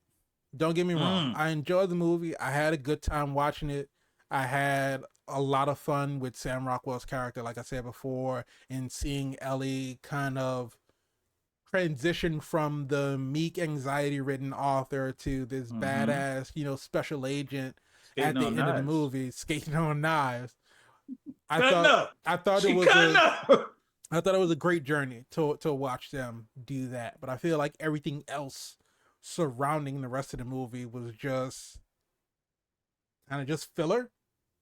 And it didn't, like you said, after a certain point, the stakes stopped being there. And the conclusion, of course, it's a feel-good movie. We already know the conclusion is foregone. Whatever it is that they have to do, they're going to end up accomplishing it in the end. And you get to the point to where we've gotten so many twists that they don't hold any weight anymore. Because the twist where they twisted it off. They twisted it all the way off. They twisted the deck. Yeah, but the twist, like when we find out that Rachel was actually working for the division to receive the master list, and Aiden didn't know that. That was a twist where I was like, oh shit. Here we all thought that she was on his side and they were trying to do all this together, and she was really trying to retrieve the list for the division because she was a person that was on the list. And so that one was like, oh, okay, that kind of got me. And that kind of took me like, okay, maybe I didn't know what was going to happen with this. They kind of went down a completely different way. But then we still had like a half an hour left in the movie. And I was like, well, what else is going to happen? And then we find out that, oh, she was triple crossing the division and she was really on the Aiden side the whole time. And then when we get into the smoke fight, the oil fight, and then the fight by the satellite.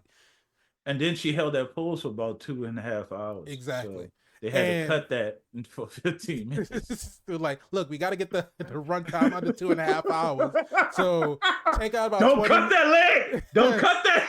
Don't cut it all the way out. Don't cut it all the way out. Shave about 20 minutes off of it, of her holding up the leg while we're going through the flashbacks. We don't need the flashbacks of the entire movie. Flashbacks of the we just need movie. Maybe just the dancing scene. Right. Maybe them on the airplane. Everything else we could kind of cut out. But keep that goddamn leg up. As long as you keep that damn the heart of the movie. But yeah, but it's like outside of that little window, the movie itself just fell flat on a lot of different areas where I understand what it was that they were trying to do, and I see what the intentions were with the different scenes. Like we're talking about the very first scene where we get the ridiculousness of that chase scene, because there's no way in hell that little buggy ass car would last flying through like 4 different rooftops. Like, listen, just careening through all the bricks. When he slid into the side, the car was done. You saw it bent up. Next thing you know, you saw it back again. Going again until he came to the bottom and then all the wheels fell off. I don't know. But it was a puzzle of fantasy, so you had to accept it. Yeah. And you accept it once you realize that it's fantasy. Like once you realize like this is not an actual this is not a part of the spy movie. This is Right. the spy novel Story within the spy movie. And we know movie. that when Right. we read stuff, it's like that would never happen in real life, but it's a Of story. course So not. we give them the benefit of the doubt. But there were some funny parts in the movie. Again, going through Sam Rockwell's character, like I said, he was the heart of this movie. He really carried the performance throughout. Bryce Dallas Howard, like I said, her performance was great, but again, there was a lot of scenes that they kind of just stayed on it a little bit too long. They drawn it out just a little bit too much. Where they could have a lot of those fight scenes, you could have just like even a fight scene on a train with, like we were saying, with the blinking back and forth between Argylle and Aiden is just it was Yeah, too we're much. showing this. You're showing a stark contrast between him and him, Right. even to a point that Henry Cavill's getting kissed on the cheek by the That assassin ladies. that was just that one just Ridiculous kind of for threw me off him. because I mean it was one thing to have them both doing the same moves at the Yeah, same time, but then for Aiden to be getting his ass kicked by the women, she blinks and Argyle standing up there and they're flirting with him. She blinks yeah, again. He's trying to fight them off, and right. it's like that's the part that like that's again Where are we it's going? it Where are stayed we its going? welcome a little bit too long. We've gone back to the Mm, well on this particular trope too many times, and now you have to make it different, but you making it different now makes it not make sense. mm-hmm. And so it's the reoccurrence of them doing stuff like that throughout the movie that kind of took it down from super status for me. Damn. Here's But what I want. Wait, go before ahead, you go before ahead. here's what I want to ask you, and I'm asking you in front of our audience right now. And if you guys want us to do this, because Spider may say no, he may say yes. I don't know. I haven't asked him about it. I haven't talked to him about it before this. That's why you're getting it live right here on the show. I'd probably say no. Yeah, and you have that right to. Do since we're running into this situation more so than not that some of these features are not super. Do we want to start to implement a grading scale system? Do we want to do a 1 out of 10 system? And if so, what would you give Argyle? See, I would. So if we're rating it out of 10, Mm, here we go. if we're rating it out of 10, I would say anything between. See, this would have to be something that I would have to think about to see Mm, like okay, you can hold off on it. what's the benchmark for super if we're rating out of 10, right? Because like a Fast and Furious movie, like Fast X, perfect example. Awful movie, trash movie. Movie was just downright terrible, but I enjoyed it enough because I know what Fast and Furious is, right? I know what Fast and Furious sets out to do. I know that they don't take themselves seriously. I know that No, they have I don't created a think they've been serious franchise. since five. Since the safe heist, I don't think they've been serious. After the safe heist, everything's kind of Yeah, drawn to comedy. cause what it was 6 with the 20-mile long runway, right? Yes. Yeah, I think yeah. that was the start of it Yeah, all. yeah.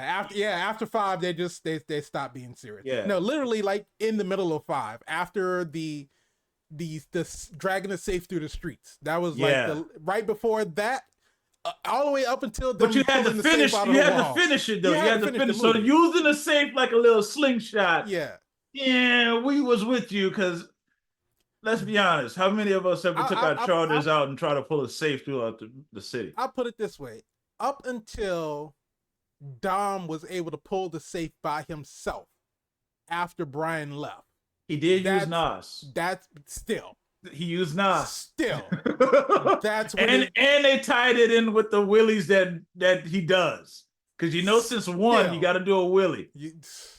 that's when it stopped being serious. That was the end of it. That was like, you know what? We're throwing all reality out the window, and nothing But is if off you, if limits you at this don't point. if you don't do that, how can the Rock pull a helicopter out the sky? That's why I So said that's when it stopped being yeah, serious. you have to. That's You what. got But it's absurd now. but Fast X again, just as a movie itself, just not great, but it was enjoyable. It was entertainable.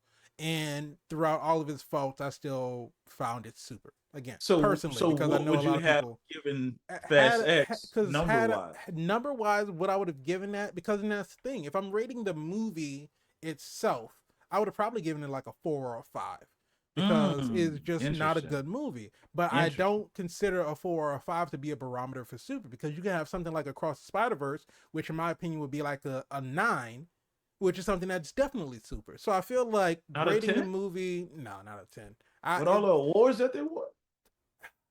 it didn't really win any of the bigger awards. It's won a lot of awards, a lot of Critics' Choice Awards, a lot of Fan. smaller, like Yeah. Well, not necessarily fan awards, but a lot, not like it didn't win an Oscar. Like it that's didn't a win missed Best Animated opportunity. Movie at the Academy Awards. That's a So missed opportunity. I'm not saying that it didn't deserve to win an Oscar, because I think it absolutely deserved to win an Oscar. I Can't think that wait to see the sequel. a lot of the, maybe not necessarily for the performances per se, but for, in my opinion, for the Visuals. movie as a whole, for the Yeah. visuals, the animation, and the music.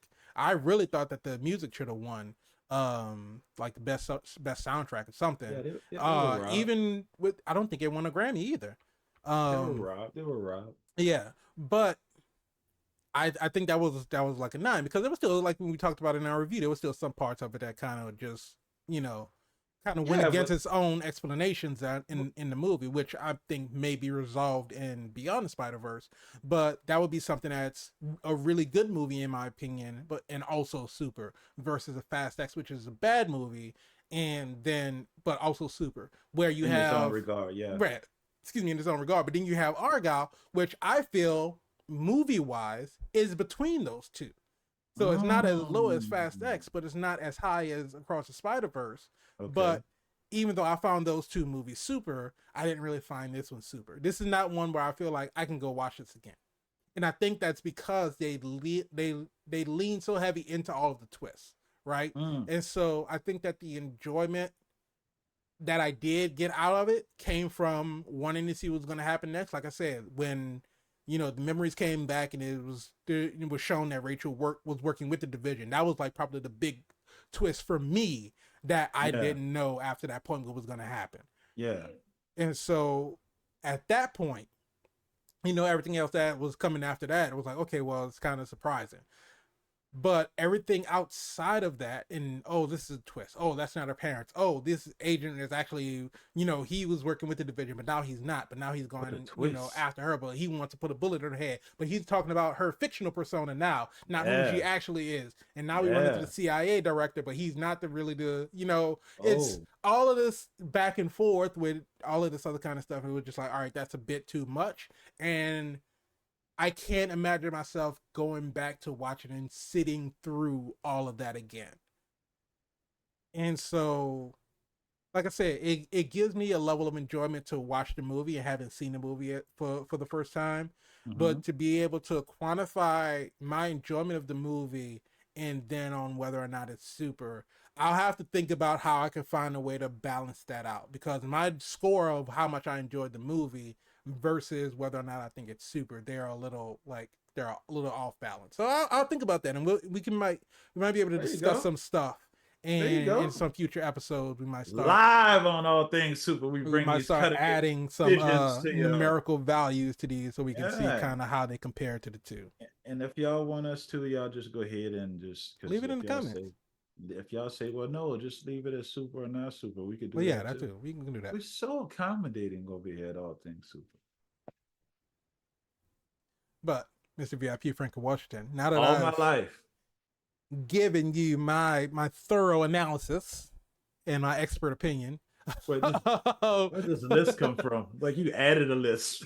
actually, I'll tell you about why I have a list now. But we'll talk about that after the show, because there's an Okay. actual real reason about why I haven't. And if I'm, you probably Hey haven't man. noticed it, but Hey, I got the Kama Sutra book too, man. You don't have to explain anything to me. I that has understand. nothing to do. Page 72, baby. Absolutely If nothing. you smell.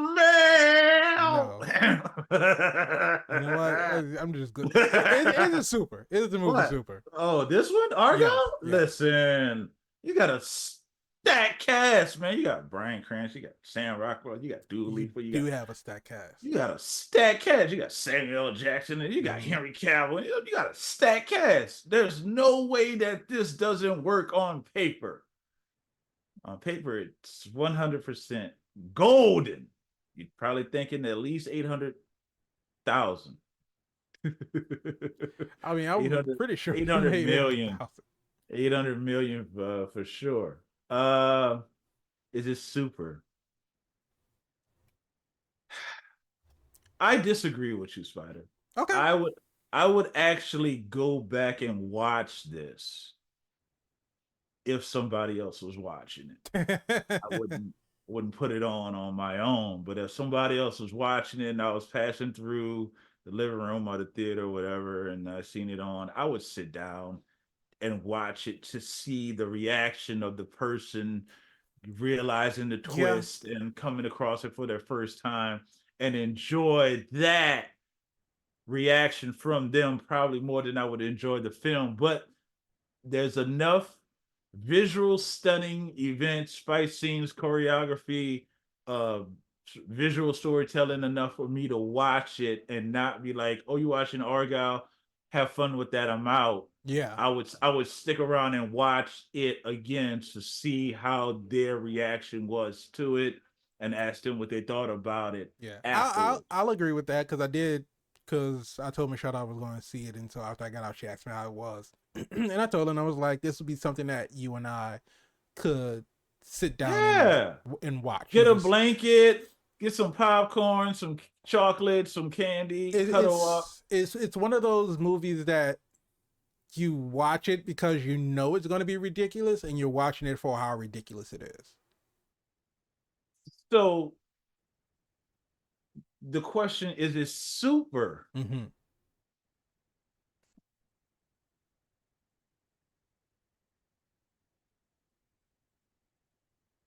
I know I feel like I've been dumping on this movie since the start of the thumbnail click.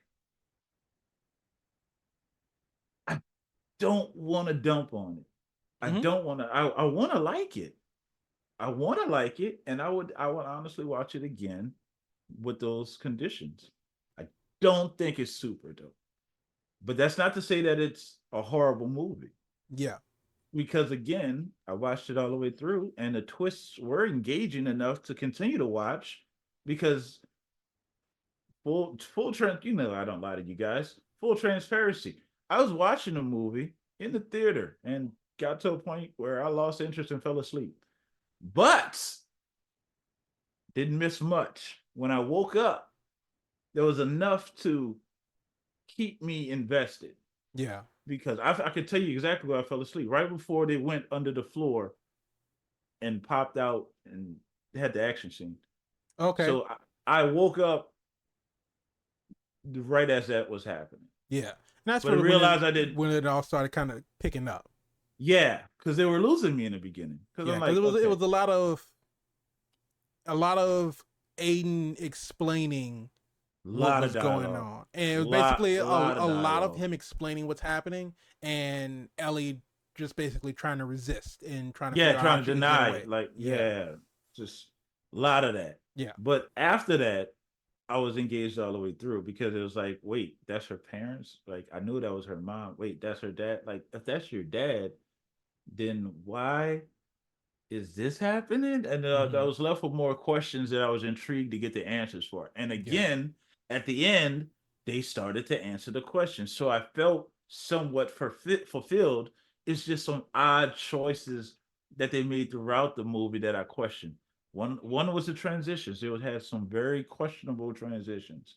So it's not to say that in the sequel that they can't take notes of all the things that they feel as though they might have overstayed their welcome, cut down on those things, maybe make the storyline a little more tight, and you might have an A+ movie. You come back and knock it out in the second one.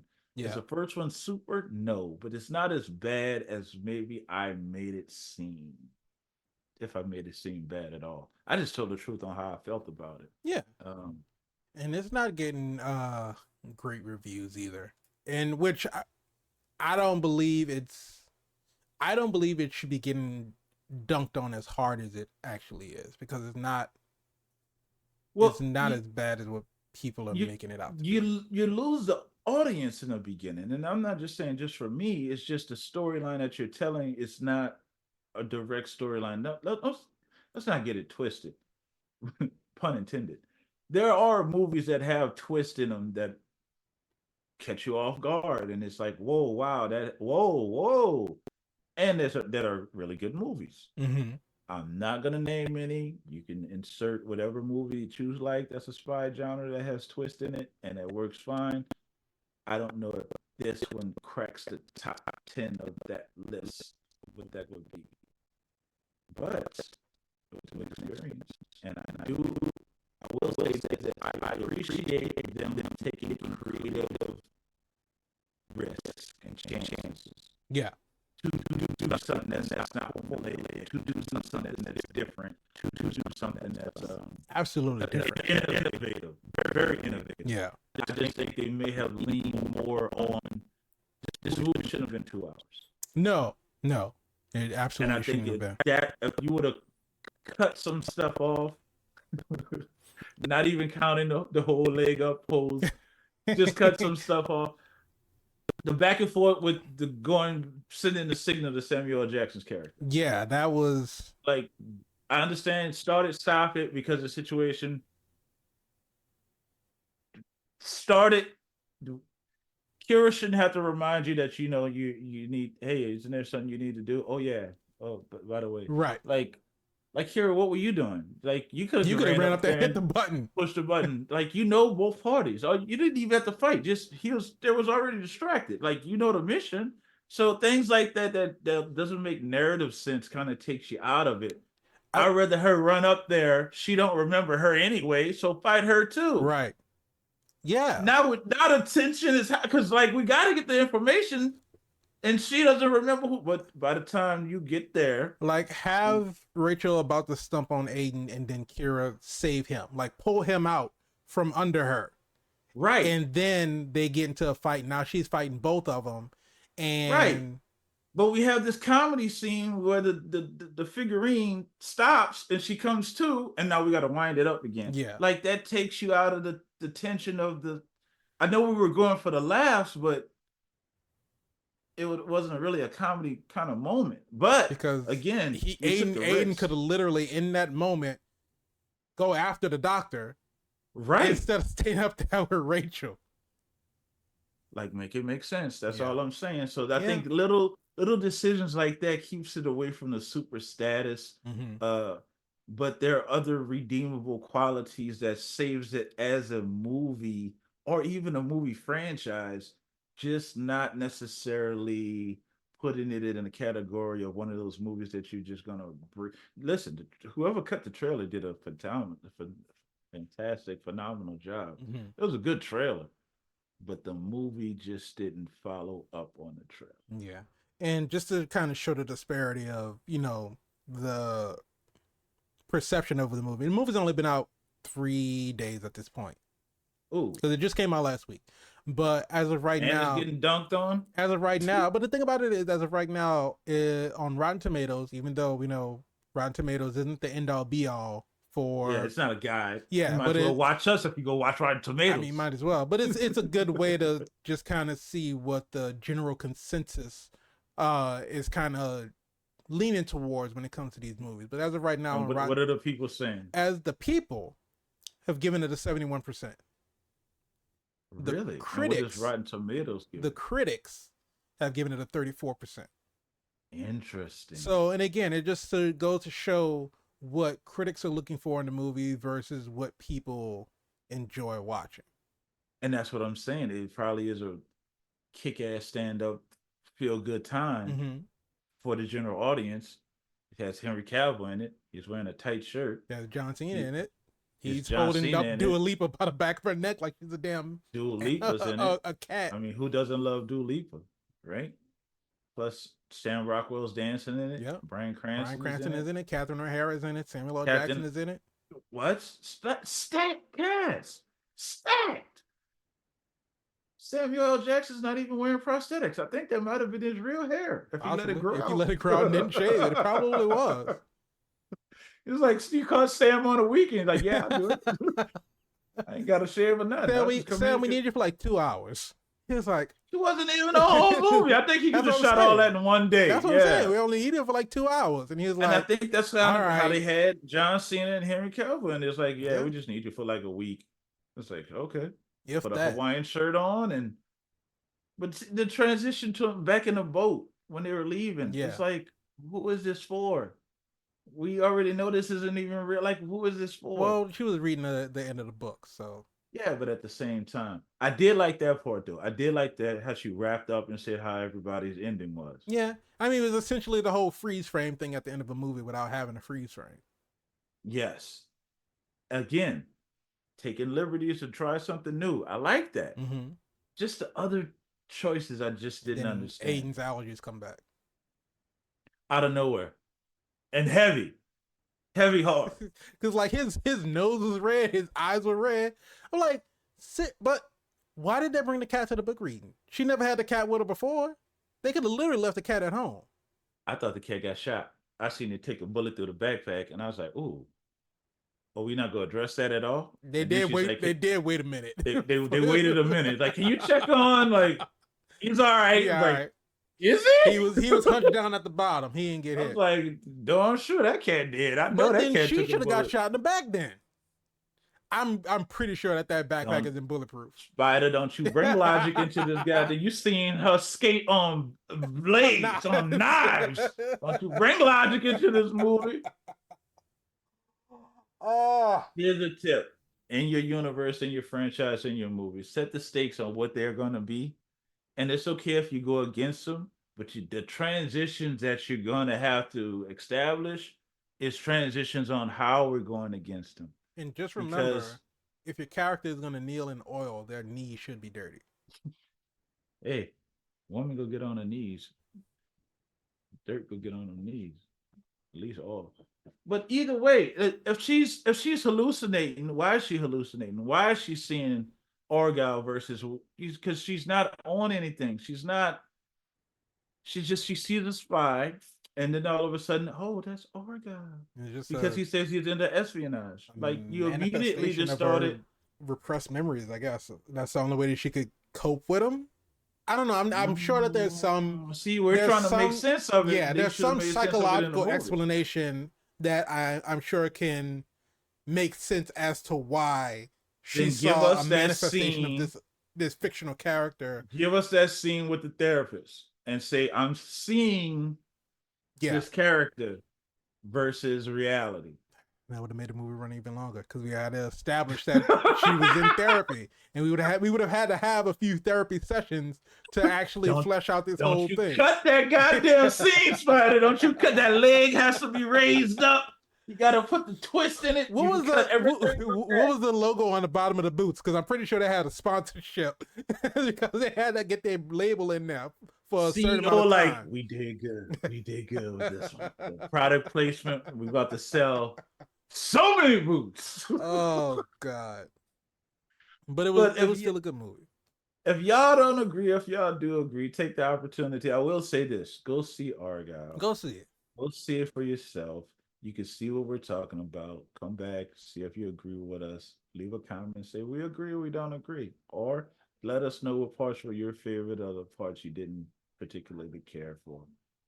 And we'll respond to you. I do think, even if we are waiting till, close to the end of the episode to say whether or not the movie is super, I think that we should, closer to the beginning, say whether or not they should see it. Because I think telling people that they should see the movie after we've kind of explained the whole movie might defeat the purpose a little bit. No, not at all. Because we say that about movies we like too. Go see it. It's super. Yeah. No. I understand. This is what we're actually saying is not super, but you should still see it. No, but what I'm saying, we've done before too. But saying that they should go see it, if they get to this point in the episode where they've already listened to everything, I don't know. That's really up to you all. Because we don't really always talk about the movie in chronological order. We are all over the place. That's why we said we can't do spoiler free because the conversation takes us to wherever the part of the movie that impacts us the most, Right. positive or negative. So if you're here, you're clearly here for us, and we appreciate you. Like we started the show, the same way we'll end it, saying thank you. What kind of heart is that? I've never seen anybody make a heart with their pinkies. First of all, this is cardiac arrest is happening right here. It got to be 2 centimeters above it so it can go heart straight attack. through. It can come out the back. As long as you stop the bleeding, you'll be all right. Just stick a Kleenex in there, Clorox. Because that was confusing as hell when she shot him. And I'm like, oh shit, he dead. Because that was a heart shot. already seen the mom take the same heart shot, but she was dead, but she had a vest. And we saw the blood start to pool up under his shirt. Out. So you're not wearing a vest. You don't have a vest on. You're dead. And then he just wakes up. I'm like, okay, well, how the fuck is he still alive? He got shot straight through the heart? And had enough strength to fight off 2 guys. Yeah. So, listen, anytime that you want to shoot one of your main characters, don't kill him. Because they did that with Will Smith in Focus. And it's like, his dad shot him. See that? You came here clicking on Argylle. You never thought you was going to get a spoiler for Focus. See that? Tell them where the conversation to go. That's why you got. But it sucked that they every movie got Will Smith. Yeah. Got to come here prepared, baby. Focus is what, 20 years old now? I don't even know, man. Shot in New Orleans, by the way. At least some of it. Still many movies that are shot down here. I'm just actually, it's only going on 10 years old. Oh, came out 2015. You think it same year as Age of Ultron? Absolutely not. Listen, the slap was so long ago. That was like 20 years ago. I mean, I didn't know when you're watching this video. But even when it came out, I didn't really hear too much about it. I don't. Focus? Yeah. Are you saying people weren't focused on Focus? I don't think people were focused on Focus. Stacked cast, Margot Robbie, pre-Barbie. Pre-Barbie. Will Smith, after Bad Boys 2. This cast is not that stacked. Well, I just named 2 of the biggest names. 2 people out of a whole list of people. Yeah, stack them on top of each other. That's not a big stack. Oh, I never said it was a big stack. Well, that's normally what you mean when you say it's a stacked cast. I don't think Margot Robbie. I don't think 2 Will Smith constitutes a stack. Because I mean, even you go to IHOP. You go to IHOP. You ask for a short stack. That's 3 pancakes. 2 pancakes is not a stack. Okay, so you need one more person for a stack. Who was the Asian guy that Will Smith stole the money from? BD Wong. There you go. You knew it by there you I only know that because I'm looking at the cast list. If I didn't pull this movie up and you asked me that question, I would have had no idea. I'm sure there's a lot of other people that's gonna take offense that say if my name's in there, why wasn't my name? I'm part of that stat cast. Yeah.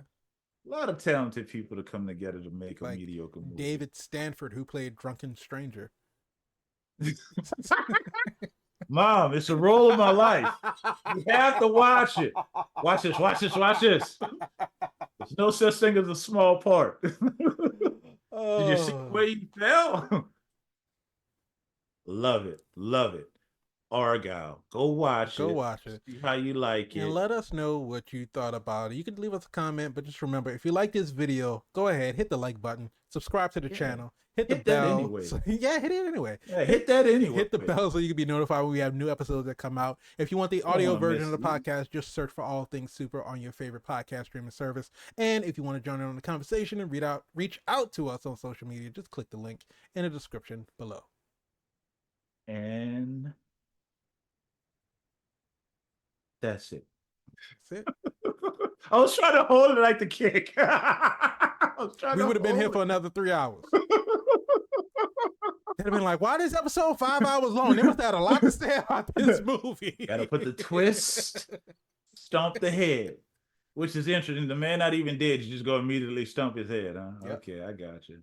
And he just go lay there and let you stomp. Didn't they have helmets on too? No, they didn't have helmets. I'm thinking of another movie. You thinking about the ride? I'm thinking of Beekeeper. They were like dressed in tactical gear, but some of them had helmets on.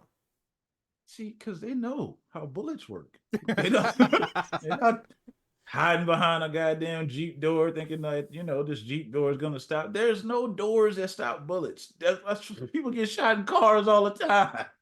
This is true. But hey, drive on rooftops. Henry Cavill is built different. Yeah, he is. He's the only one that's gonna wear a tight shirt like that in public. Those suits, though.